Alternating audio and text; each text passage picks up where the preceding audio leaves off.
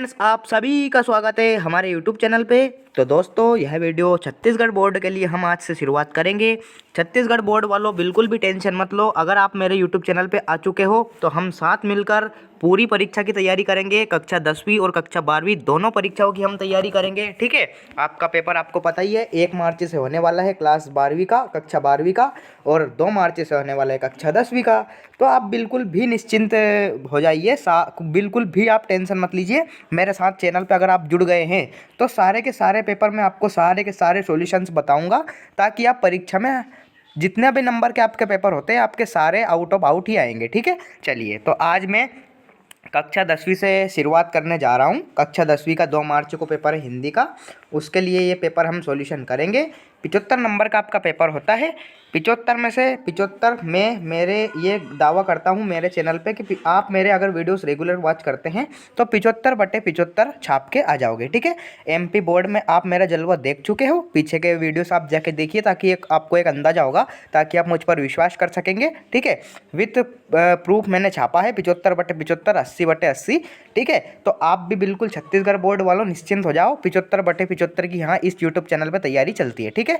Channel को subscribe कर लीजिए, ताकि सबसे पहले वीडियो की नोटिफिकेशन आपको मिल जाए। ये मोस्ट IMP है, ठीक है। वीडियो को लाइक कर दीजिए, चैनल को सब्सक्राइब करके रखिए। चलिए, विषय हिंदी, समय 3 घंटे आपको मिलते हैं। पूर्णांक आपका 75 नंबर का पेपर होता है, और 75/75 की तैयारी मैं आपको करवाऊंगा, ठीक है। चलिए, तो चैनल को सब्सक्राइब कर लीजिए, सारे के सारे पेपर यहाँ पे आपको मिलेंगे। चलिए शुरू करते हैं बिना किसी टाइम को बर्बाद किए। चलिए, सबसे पहले आपके देखिए, पहला जो प्रश्न होता है उसमें 3 चीज़ें पूछी जाती है। एक होता है आपका सही विकल्प, एक होता है आपका रिक्त स्थान, एक होता है आपकी सही जोड़ी, ठीक है। तीनों 5-5 नंबर के होते हैं, यानी कि 15 नंबर के आपके ऑब्जेक्टिव क्वेश्चंस पूछे जाते हैं, ठीक है। चलिए, तो इनके सॉल्यूशंस अपन देख लेते हैं। पहला जो क्वेश्चन है, नीचे दिए गए प्रत्येक प्रश्न के 4 वैकल्पिक उत्तर हैं, तो चारों में से एक सही उत्तर है, ठीक है। तो आपको ये चूज करना है अपनी उत्तर पुस्तिका में। चलिए, पहला जो क्वेश्चन है, बालारुण शब्द का सही अर्थ क्या है? तो देखिए, बालारुण शब्द का सही अर्थ है बी, यानी कि उगता हुआ सूरज, ठीक है। उगता हुआ सूरज इस क्वेश्चन का करेक्ट आंसर आ जाएगा।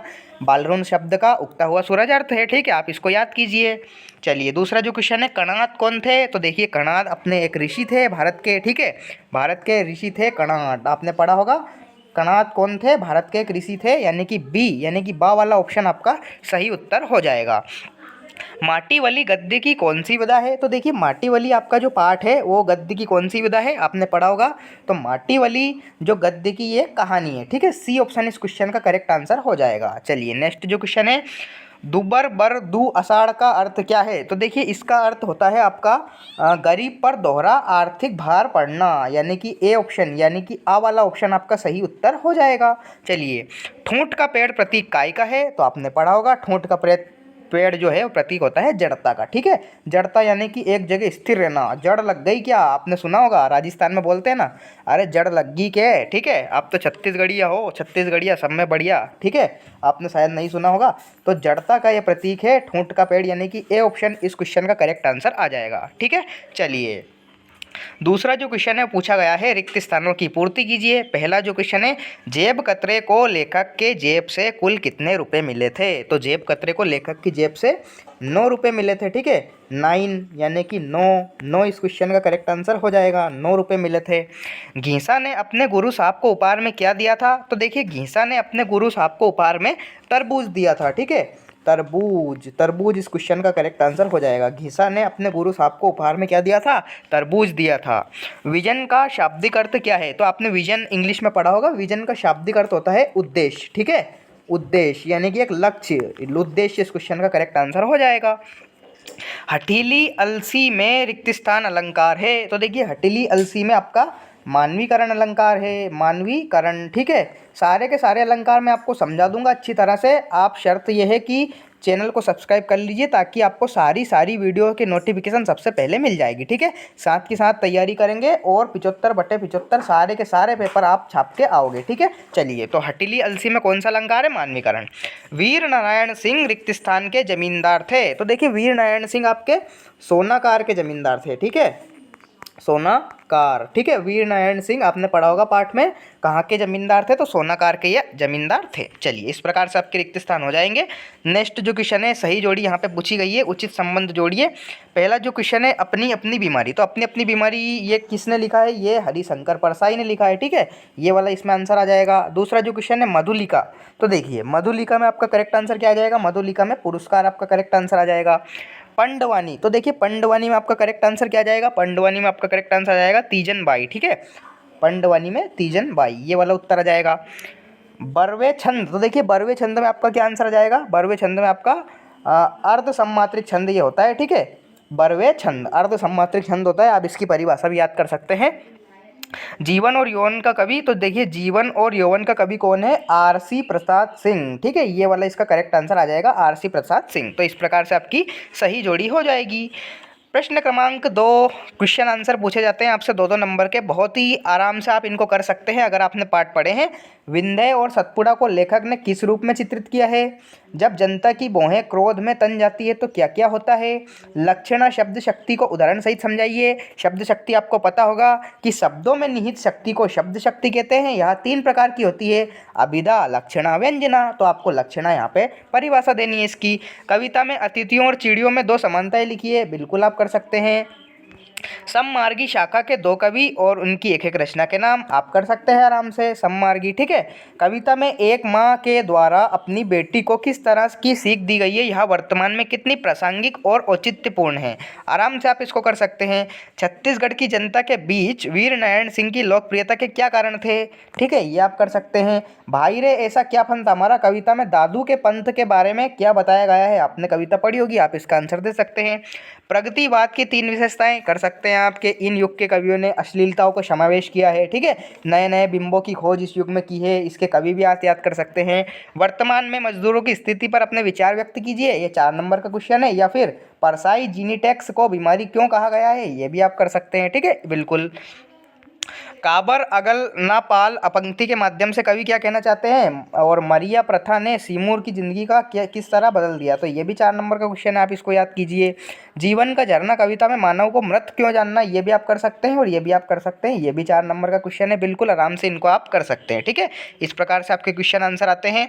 नेक्स्ट जो क्वेश्चन आता है आपका, एक ये आता है क्या बोलते हैं, पद्यांश। पद्यांश में इसमें आपको व्याख्या लिखनी रहती है, संदर्भ प्रसंग व्याख्या। ठीक है, तो आपको इसका मतलब है, इसका अर्थ बताना है। ठीक है, 4 नंबर का ये पूछा जाता है, तो आप कर सकते हैं। जैसे कि अमल धवलगिरी के शिखरों पर बादलों को गिरते देखा है, छोटे छोटे मोती जैसे उसके शीतल तुहिन कणों को मानसरोवर के उन स्वर्णिम कमलों पर गिरते देखा है, बादलों को गिरते देखा है। तो आपने ये नागार्जुन की एक कविता है कि कवि ने अमल धवलगिरी के शिखरों पर बादलों को गिरते देखा है, तो आप ये लिख सकते हैं कि कवि नागार्जुन यहाँ पे कह रहे हैं कि अमल धवलगिरी के शिखरों पर मैंने बादलों को गिरते देखा है, छोटे छोटे मोती जैसे, या आप इसको कन्वर्ट करके आप लिख सकते हैं। ठीक है, मैं यहाँ स्वच्छंद हूँ जाना नहीं, चित्रकूट की अनगढ़ चौड़ी, कम ऊंची ऊंची पहाड़ियाँ दूर दिशाओं तक फैली है, बांझ भूमि पर इधर उधर रीवा के पेड़ कांटेदार कुरूप खड़े हैं, बिल्कुल ईजी आप कर सकते हैं। ठीक है, आपको व्याख्या इसमें लिखनी है।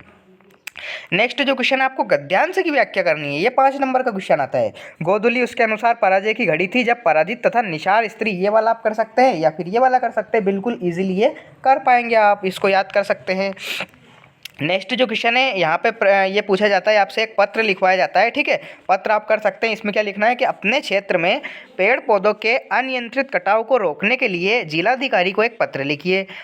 ये आप लिख सकते हैं कि सेवा में जिलाधिकारी महोदय, जो भी आपका जिला हो, रायपुर कुछ भी, ठीक है, ये आप लिख सकते हैं। और फिर आप डाल सकते हैं कि हमारे जो विषय डाल सकते हैं कि पेड़ पौधों के अनियंत्रित कटाव को रोकने के लिए प्रार्थना पत्र। फिर आप लिख सकते हैं कि हमारे एरिया में, यानी कि हमारे क्षेत्र में आजकल महोदय जी, हमारे एरिया में, हमारे क्षेत्र में पेड़ पौधों की अनियंत्रित कटाई हो रही है, जिससे हमें बहुत ही ज़्यादा दिक्कत आ रही है, बहुत ज़्यादा परेशानी आ रही है। ठीक है, तो इसलिए आप इस हेतु इस पर रोक लगाइए, और ऐसा करके आप लिख सकते हैं बिल्कुल ईजीली। ठीक है, आपका नाम अंकुर शर्मा है, अपने मित्र दीपक को उसके अनुत्तीर्ण होने पर, यानी कि आपका एक दोस्त है वो परीक्षा में फेल हो गया था, तो उसको संवेदना यानी कि दुख प्रकट कीजिए, और उससे ऐसा बोलिए उससे पत्र में कि अगली बार से अच्छे नंबर से तू पास हो जाएगा, उत्साहपूर्वक परीक्षा में बैठने के लिए उससे कहिए। बिल्कुल आप लिख सकते हैं कि ये कि पहली जो हार होती है वो ऐसा नहीं होता है। आप उसको मोटिवेट कीजिए मतलब, ठीक है। ऐसा लिख सकते हैं कि पहली जो हार है उसका मतलब ये नहीं कि तू पूरी ज़िंदगी में ही हार गया, ठीक है। ऐसा आप लिख सकते हैं।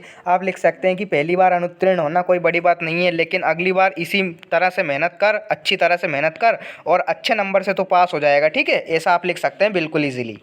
निम्नलिखित अपठित गद्यांश को पढ़कर उसके प्रत्युत्तर लिखिए। कोई 5 लिखना है आपको, 7 पूछे जाते हैं। बातचीत करने की कला, उसकी सूक्ष्म, ये वाला आपका एक पैसेज है। तो देखिए यहाँ पे क्वेश्चन दे रखे हैं ये।